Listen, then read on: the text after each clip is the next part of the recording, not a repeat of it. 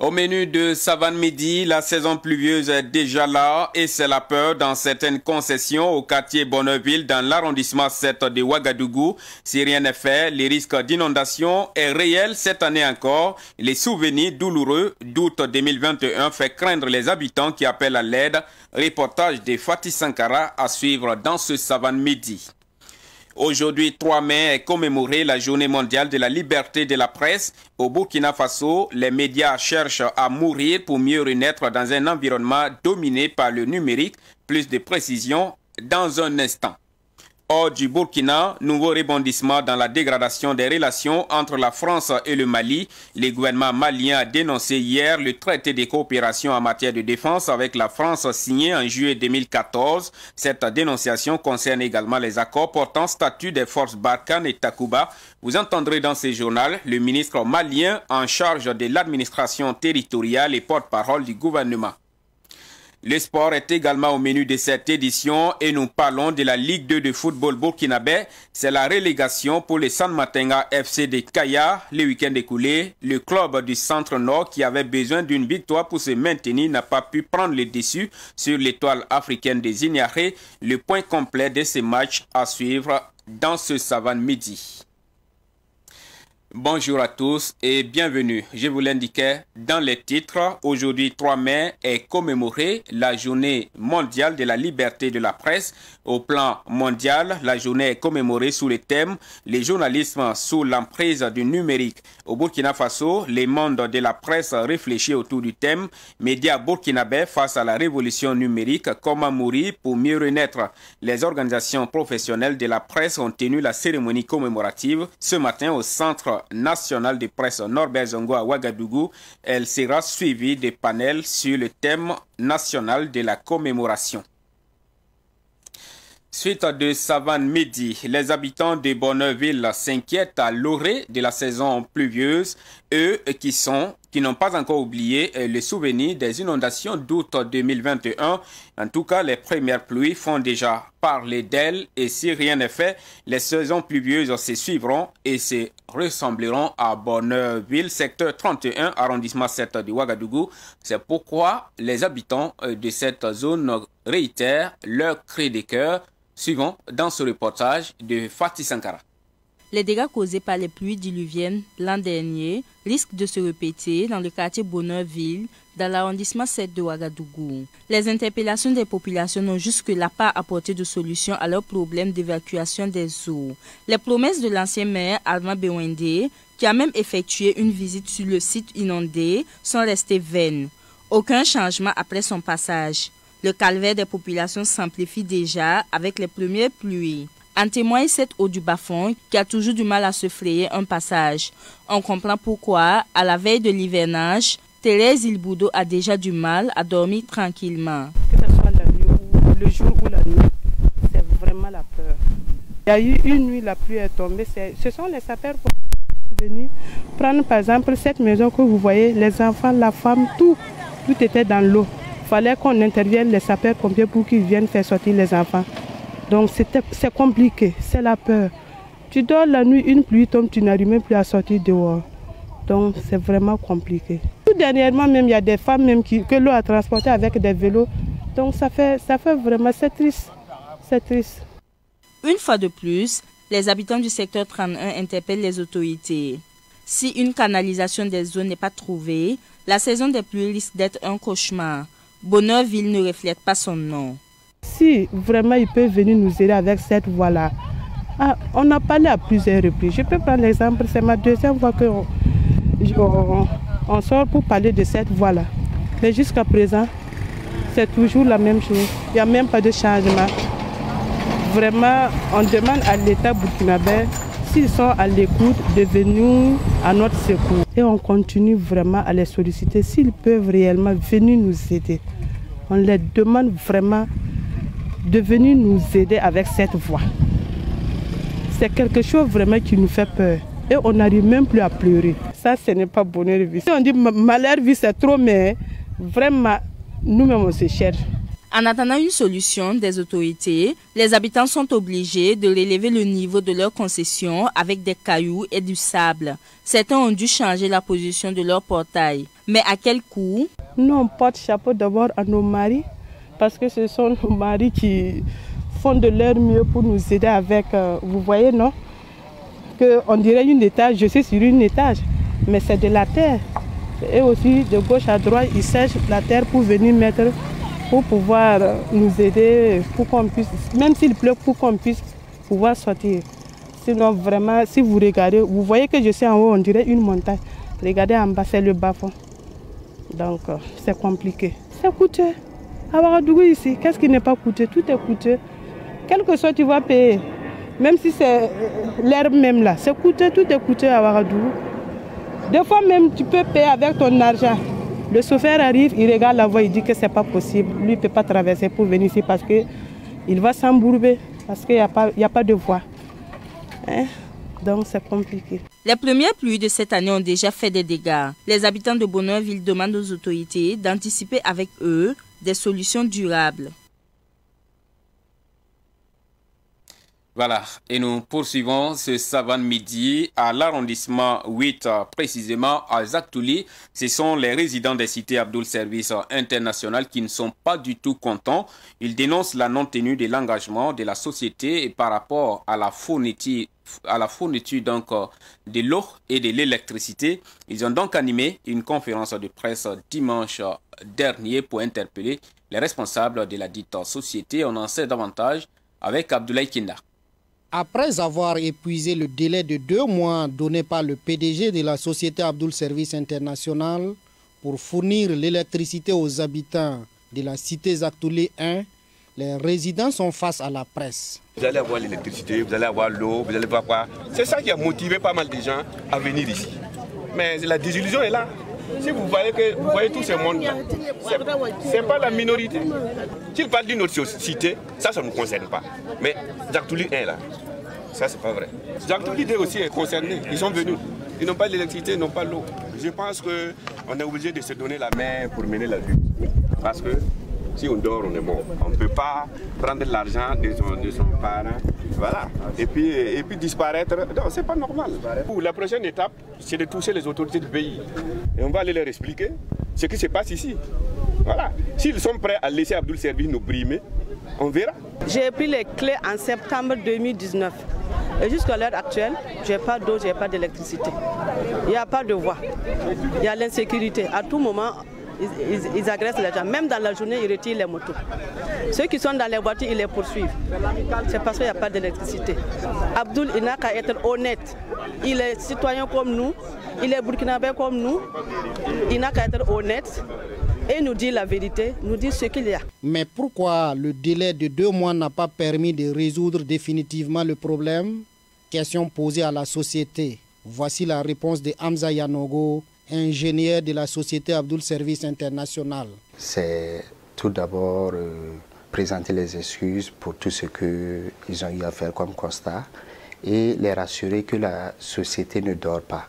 Parce que s'ils ont eu à constater durant ces 2 mois dont ils parlent, ils ont vu qu'il y a des activités qui ont été menées sur le site, que ce soit pour la Sonabel ou de l'ONEA, ils ont dû constater la présence des agents de ces différentes sociétés-là sur le site.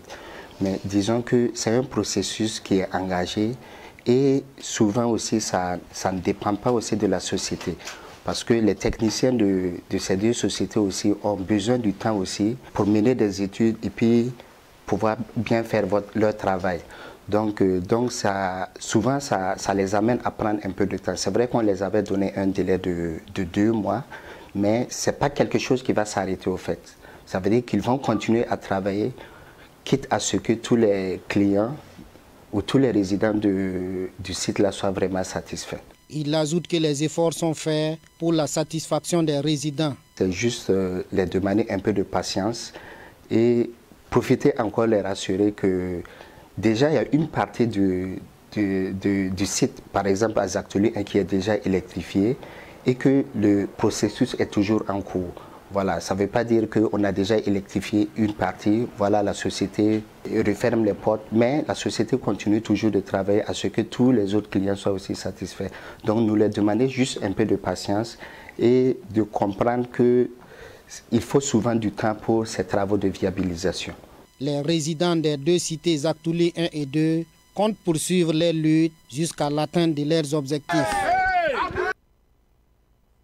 Et nous reparlons du Ramadan célébré hier partout au Burkina Faso. Les fidèles musulmans ont prié pour la paix et Kaya n'a pas fait l'exception. La prière s'est déroulée en présence du gouverneur de la région du Centre-Nord, Ruben Wilson Kojo, y était également, suivant son reportage. Ils étaient des centaines de fidèles musulmans à prendre d'assaut très tôt le matin l'espace de la place de la nation afin de prendre part à la prière. Une prière conduite par le grand imam de Kaya, Abdul Samad Ouedraogo. La paix, la sécurité et la cohésion sociale étaient au menu de cette prière. On prie Dieu que la paix et la sécurité reviennent au Burkina, voilà, pour que les choses puissent bien marcher. Et surtout au centre-nord ici, vraiment ça ne va toujours pas, Voilà, il faut que le gouvernement fasse quelque chose. Parce qu'avec l'insécurité, ça ralentit tous nos affaires, rien ne plus voir dans le pays. S'il n'y a pas la paix et la sécurité, on ne peut pas travailler, on ne peut pas se déplacer pour faire nos affaires, ni pour s'occuper de nos parents. Dieu merci, nous sommes à la fin des 30 jours de carême. Vraiment, on remercie Dieu de nous accorder cette chance-là. C'est vraiment une énorme joie pour nous, une grande joie pour nous, pour ce grand jour-là. Vraiment, on remercie tous les musulmans de la ville de Kaya. On remercie tout le monde. Que Dieu vraiment accorde la paix, la santé et vraiment le bonheur à toute la province, à toute la région du Centre-Nord. Les autorités de la région ont effectué le déplacement pour accompagner leurs frères musulmans. Un message de paix, de sécurité et surtout que chacun, avec cette épreuve de presque 30 jours dans un mois très chaud, que la foi de chacun ait été bonifiée et qu'une introspection sérieuse et profonde puisse amener chacun vers une amélioration spirituelle. Le Burkina Faso en a besoin. Et vous savez que le centre-nord est une des régions qui est la plus touchée. Donc nous souhaitons que cette fête qui doit nous remplir le cœur de joie puisse aussi être un tremplin pour que nous puissions avoir une pensée positive envers ceux qui sont dans la souffrance.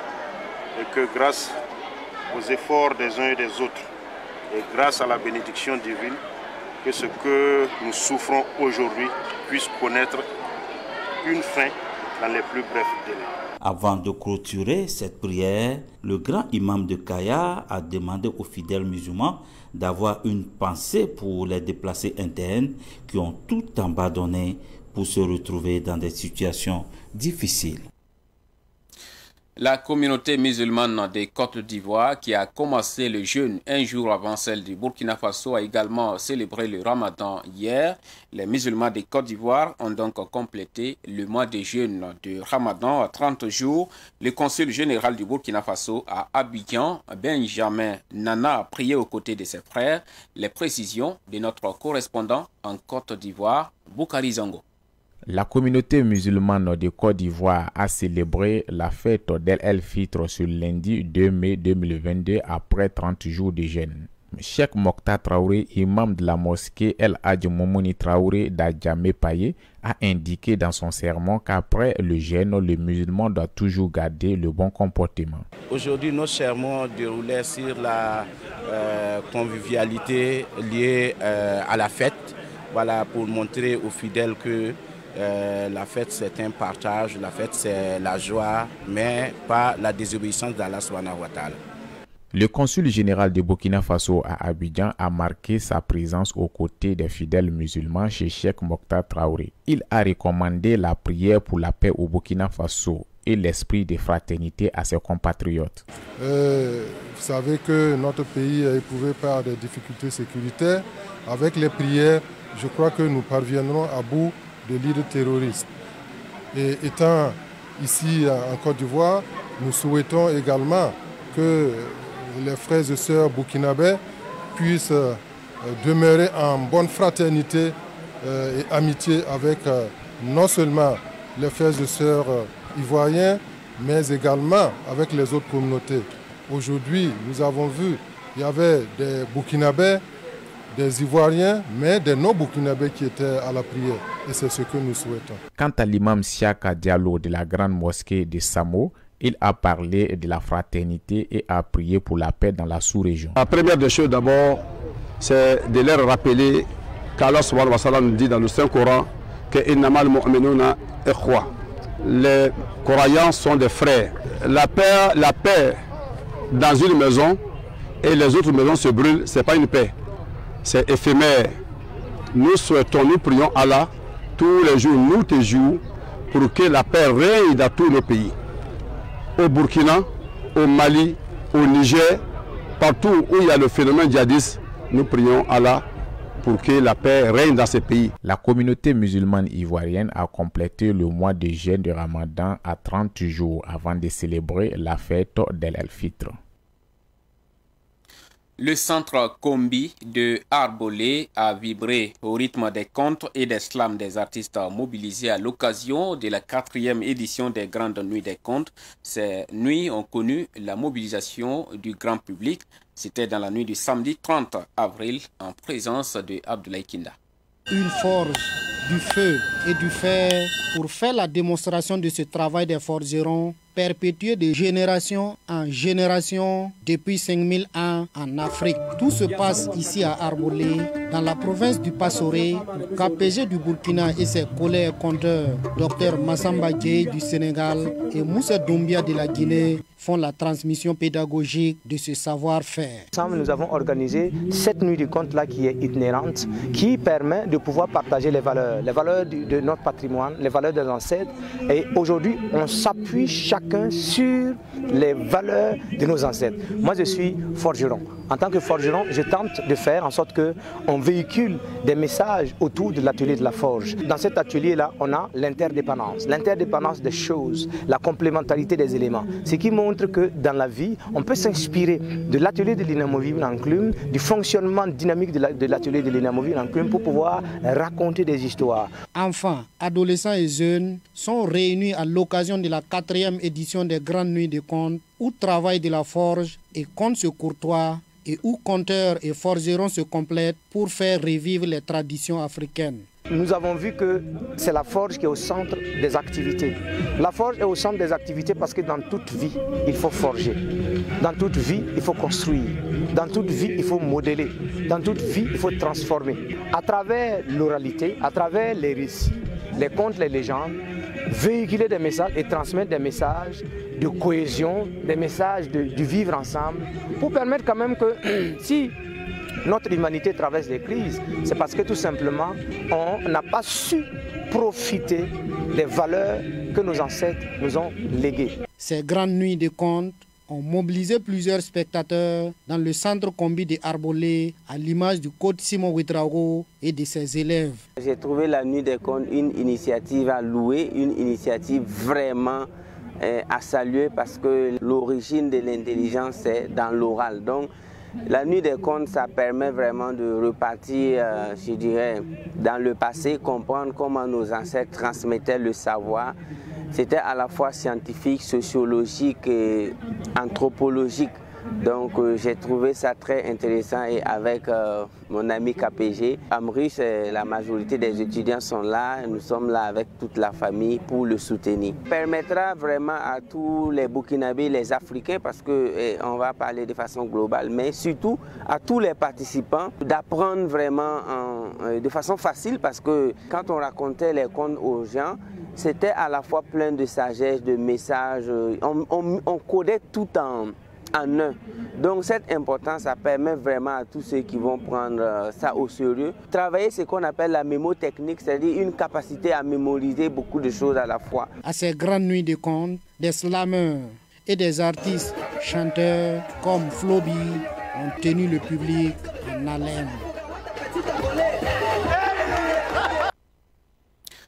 Et dans l'actualité hors du Burkina Faso, le gouvernement malien a dénoncé hier le traité de coopération en matière de défense avec la France signé en juillet 2014. Cette dénonciation concerne également les accords portant statut des forces Barkhane et Takuba. Écoutons à ces sujets le ministre malien de l'administration territoriale et porte-parole du gouvernement, le colonel Abdoulaye Maïga, s'exprimait hier à la télévision nationale du Mali au journal des 20h. Écoutons-le. Depuis un certain temps, le gouvernement de la République du Mali constate avec regret une détérioration profonde de la coopération militaire avec la France suite aux incidents suivants. A.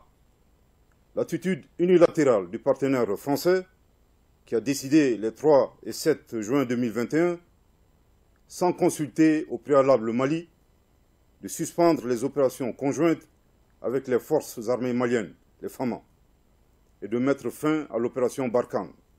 En outre, le 17 février 2022, la France a annoncé, encore sans aucune consultation de la partie malienne, le retrait des forces Barkhane et Takuba. B. Les multiples violations de l'espace aérien malien opérées par des aéronefs militaires français, malgré l'instauration d'une zone aérienne d'interdiction temporaire par les autorités militaires maliennes. C. La manœuvre dilatoire consistant pour la France à demander une réunion d'experts pour la relecture du traité de défense au lieu d'envoyer ces amendements, et cela plus de 2 mois après l'envoi par le Mali de ces amendements depuis le mois de décembre 2021. Eu égard à ces insuffisances graves, ainsi qu'aux atteintes flagrantes à la souveraineté nationale du Mali, le gouvernement de la République du Mali décide de dénoncer 1. Le traité de coopération en matière de défense du 16 juillet 2014, conformément aux dispositions de son article 26, alinéa 4, ainsi libellé. Je cite. Chaque partie peut dénoncer le présent traité par le biais d'une notification écrite. Cette dénonciation prend effet 6 mois après réception de la notification par l'autre partie. Fin de citation. Je confirme, ici et maintenant, que la dénonciation a été notifiée en bonne et due forme aux autorités françaises. 2. Le gouvernement de la République du Mali décide de dénoncer avec effet immédiat l'accord des 7 et 8 mars 2013 déterminant le statut du détachement français applicable à la force Barkhane et le protocole additionnel des 6 et 10 mars 2020 déterminant le statut de détachement non français de la force Takuba. Voilà, et nous parlons des sports et plus précisément de la Ligue 2 de football burkinabé avant de refermer cette édition. C'est la relégation pour le San Matenga FC de Kaya. Dimanche dernier, le club du Centre-Nord qui avait besoin d'une victoire pour se maintenir n'a pas pu prendre le dessus sur l'étoile africaine de Zignaré. C'est donc la descente en 3e division la saison prochaine. Ruben Wilson Koyo. Ce drapeau ne frottera plus en Ligue 2 la saison prochaine. Classé 5e à la fin de la phase aller, le San Matenga FC de Kaya, à la reprise, n'a plus trouvé les moyens nécessaires pour négocier comme il se doit cette deuxième phase. Conséquence, 0 victoire enregistrée lors de la phase retour. Même la dernière et ultime journée de la saison à domicile face à l'étoile africaine de Zignaré, considérée comme une finale, est la photocopie des autres journées. Score final 2 buts partout. Le club du Centre-Nord termine donc la compétition à la dernière place au classement avec 16 points. Vu l'ensemble du jeu, à 2-2, je rate un penalty. C'est ça aussi le football. Mais c'est ça. On a manqué un peu de baraka, on a manqué de chance. Bon, ils ont eu la chance, ils ont marqué. Maintenant, le bilan de la saison. En phase aller, on a pu redresser l'équipe à quelques journées de la fin. Mais je vous avoue que la reprise là, on n'a même pas gagné un seul match. Mais c'est vraiment, on est tombé les armes à la main, les joueurs ils ont joué, ils se sont donnés. Au niveau de la Ligue du Centre-Nord de football, cette descente en division inférieure est une situation difficile pour toute la région. Vraiment, c'est un jour très triste pour nous, pour Salamatenga Football, et pour la Ligue et en général pour tous les fans du football dans le Centre-Nord et au Salamatenga. C'est vrai, les dieux du foot vraiment n'étaient pas de notre côté, sinon les joueurs se sont bien battus. Il n'y a pas lieu de se décourager. Notre région, en particulier le Centre-Nord, vraiment l'insécurité a beaucoup perturbé dans tous les domaines. L'étoile africaine de Zignaré, classée tout juste devant le Sandamatega FC de Kaya avec 3 points de plus, a réussi à sauver la saison grâce à Seydou Zebo Dikrol, appelé communément le sapeur-pompier. Nous sommes arrivés juste 2 mois à la tête de cette équipe de l'étoile africaine de Zignaré. Objectif sauvetage. Et je pense qu'on a sauvé l'équipe. À un mois, c'était très difficile. Vous savez que ce match-là, c'était un match de finale. Et cette finale, on a essayé de la gagner en points. Donc ça veut dire que 2 buts partout, nous sommes qualifiés pour la 2e division. Brahima Sana, le président de la Ligue de football du plateau central, félicite tout de même tous les acteurs qui ont œuvré pour assurer ce maintien. Bravo aux garçons qui ont cru jusqu'à la fin. Bravo à l'encadrement. Bravo à toute la Ligue, à toute la région. Cette année, la 2e division était particulièrement élevée en termes de niveau. Nous étions 3 équipes de l'intérieur du pays, savoir Tema Bokin, Salamatenga et puis EAZ. Salamatenga qui tombe. Ça nous fait un pincement au corps parce que pour le développement du football, on souhaite que le football s'étende au-delà de Ouaga et de Bobo. Notons que ce match, Sandamatega FC de Kaya, étoile africaine de Zignaré, a été joué à huis clos. Voilà qui met fin au Savane Midi d'aujourd'hui. Tout le plaisir est pour moi de vous l'avoir présenté. Merci et excellent après-midi à vous qui l'avez suivi.